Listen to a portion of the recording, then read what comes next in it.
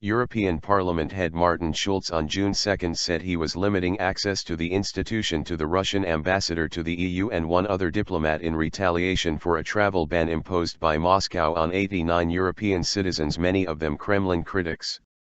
The previously undisclosed ban by Russia was revealed to European diplomats on June 4, and includes past and serving parliamentarians who have openly criticized President Vladimir Putin and the war in Ukraine.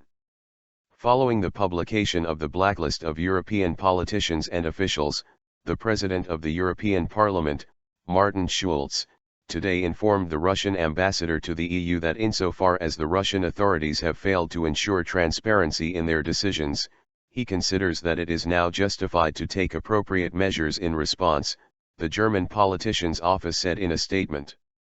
Schulz said his office was restricting free access to Parliament to the ambassador and one other named diplomat. The other person was not identified. In addition, Parliament was suspending its engagement with the EU-Russia Parliamentary Cooperation Committee and would now assess requests for access to the European Parliament by Russian lawmakers on a case-by-case basis. The statement by Schulz comes after the Greens group in the European Parliament on May 31 called for a debate on the travel ban, describing it as a heavy blow for EU-Russia relations, even if its confirmation is not a surprise. An EU representative in Moscow received a copy of the Russian list, which has not been published, from the Russian Foreign Ministry on June 4.